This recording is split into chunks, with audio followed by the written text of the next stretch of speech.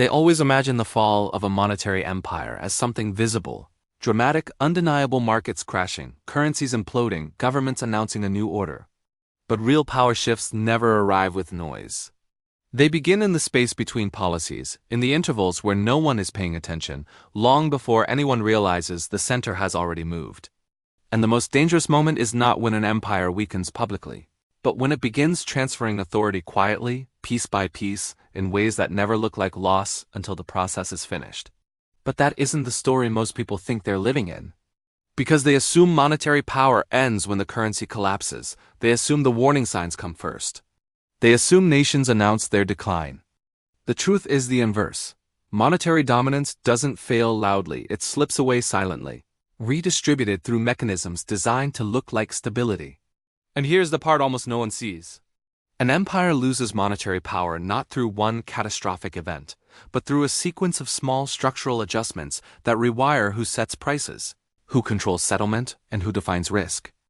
The empire that once dictated the rules becomes the one adapting to them. The reserve asset stops functioning as a global anchor. External actors stop accumulating it. Trade stops needing it. Institutions stop defending it. None of those steps look like collapse. They look like evolution. But each one shifts weight away from the core. The mechanism is cold, mechanical, and predictable. First comes the dilution phase. The empire expands its monetary base far beyond its productive base, masking weakness with liquidity. Then comes the substitution phase.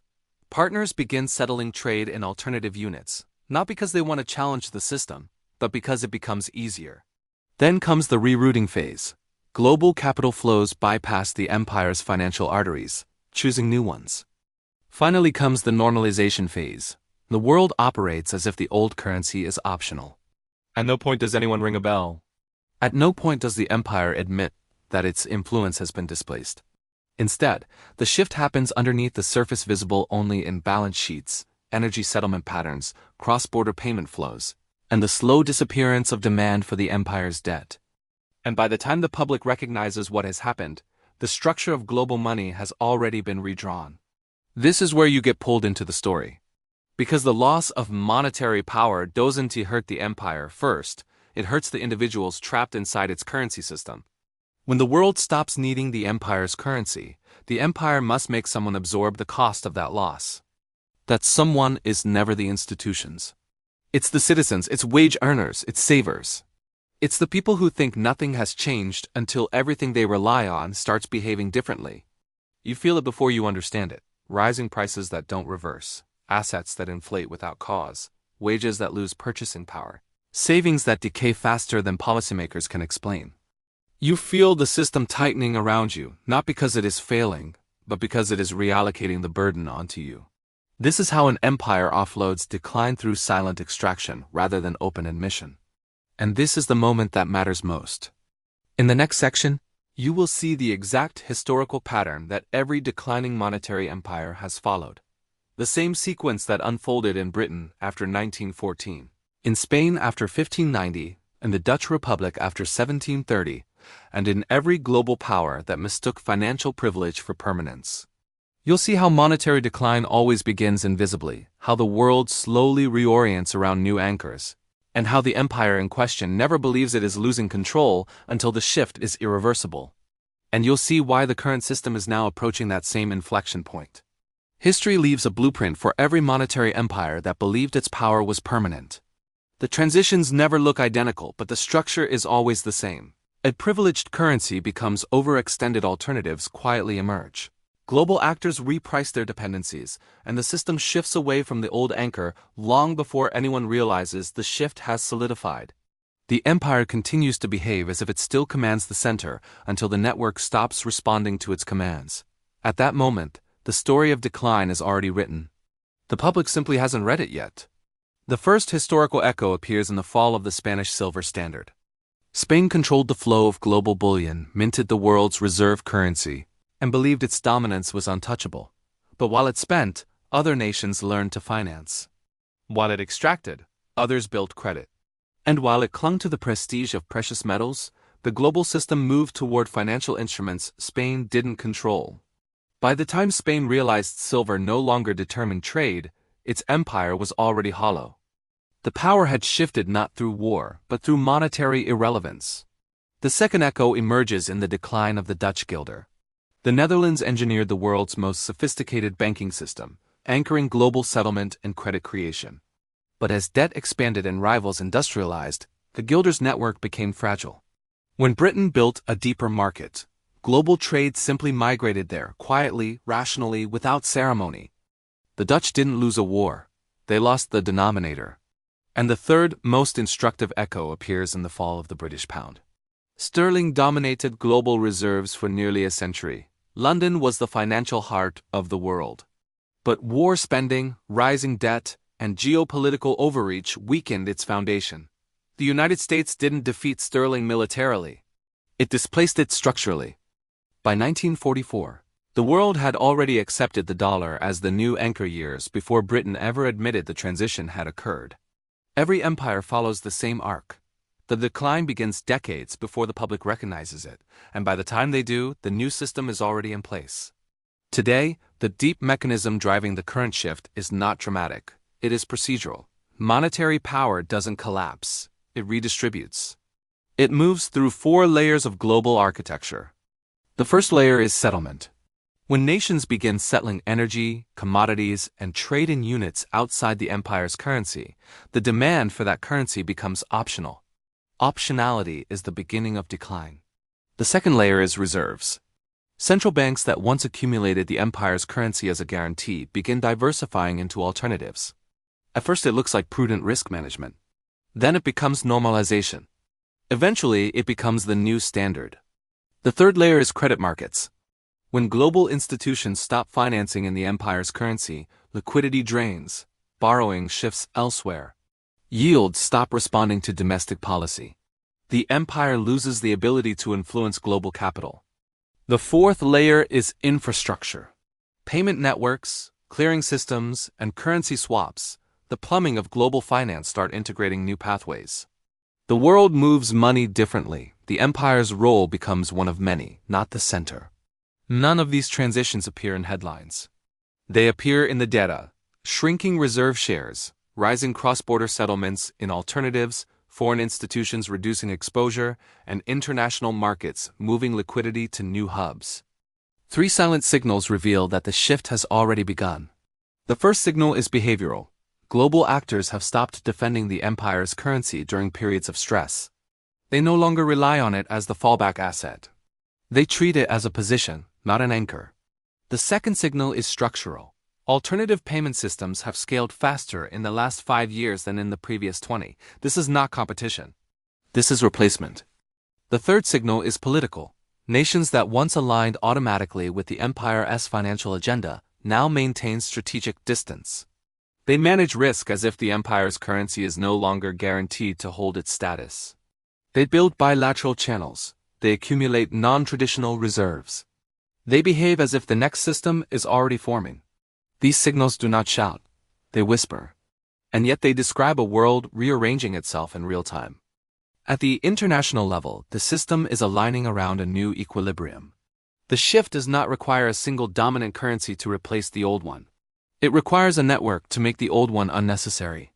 Alignment emerges through redundancy, multiple reserve units, diversified funding sources, regional trade frameworks, and settlement rails that bypass the empire's institutions entirely. The empire interprets this as inefficiency. The rest of the world sees it as independence. The timeline of transitions follows a predictable sequence. Before the shift, the empire's currency still appears strong. Its markets remain deep. Its institutions remain respected. The decline is invisible because the world still uses its currency extensively, but usage is not dependence. The trigger arrives when global trade begins pricing in alternatives, not fully, not publicly, but selectively.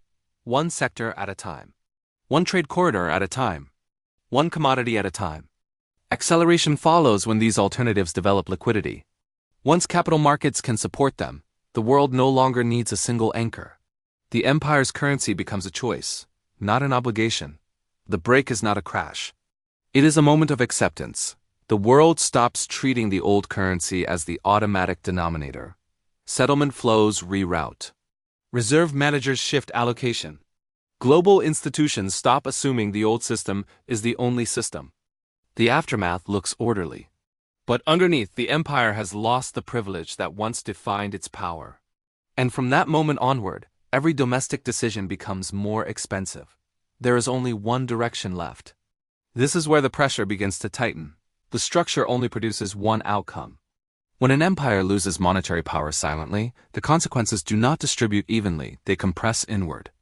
The global system adapts. Foreign institutions diversify. Trade routes redirect. But inside the empire, the pressure does not diffuse, it concentrates. The cost of maintaining the illusion of dominance is transferred directly to those living under the currency that is no longer central. And the longer the empire delays acknowledging the shift, the heavier that cost becomes. The next phase unfolds with mechanical precision. When the world stops absorbing the empire's debt, the empire must absorb it itself. When outside demand weakens, domestic demand must compensate. And when internal demand is insufficient, the system bridges the gap with financial engineering, liquidity injections, asset inflation, forced yield suppression, and structural devaluation disguised as policy. None of these actions stabilize the system. They simply redistribute the burden downward. This redistribution accelerates as the global order reorganizes. The empire's currency becomes increasingly volatile, not because it is weak, but because it is no longer the reference point for global valuation. External actors hedge against it.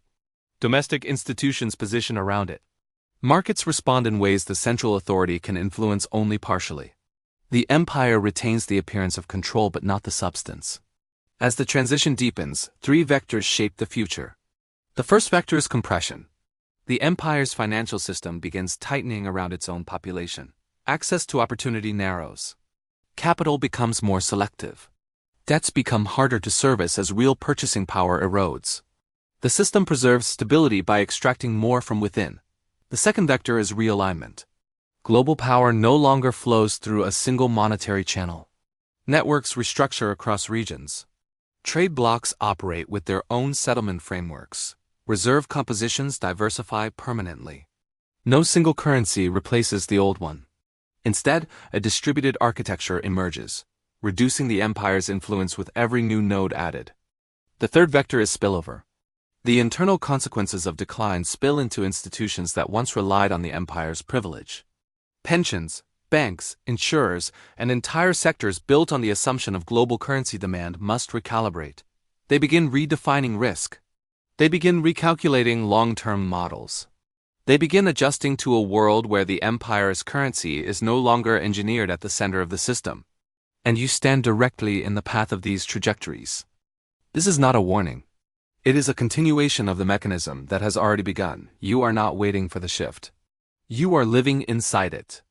Every price you pay, every asset you hold, every contract denominated in a currency that is losing global demand reflects the new shape of the system. You are not separate from the structure. You are positioned at the point where its consequences converge. That is why the shift does not feel like a crisis. It feels like gradual discomfort. It feels like systems becoming harder to navigate. It feels like stability requiring more effort. Monetary transitions never begin with collapse. They begin with friction. And that friction accumulates until the old model can no longer disguise the loss of its underlying power. The trajectory is clear. The world will continue moving toward multipolar settlement, diversified reserves, decentralized infrastructure, and regional control over economic flows. Each step reduces the empire's ability to project influence through its currency. Each step increases the cost of maintaining the appearance of dominance. And each step pushes the consequences further toward those who cannot escape the system they depend on. You are already inside the shift. The global order is rewriting itself around you, not with violence, not with spectacle, but with the quiet, systematic reallocation of monetary authority. And once that reallocation reaches critical mass, the empire's currency will behave not as a global anchor, but as one denominator among many. At that point, the transition will look obvious. But by then, the structure will have completed its work. There is nothing abrupt about what comes next. Only the continuation of a process that began years ago, moved through silent channels, and is now converging on its final phase. And the end will not announce itself. It will simply arrive. If you want to understand how these shifts unfold in real time, not in headlines, not in surface narratives, but in the structural mechanisms underneath, you can stay with this channel. Every video pulls another layer off the system, another pattern, another silent signal shaping the world you are living in. And as the next phases form, you'll see them here the moment they emerge, clearly, coldly, without noise.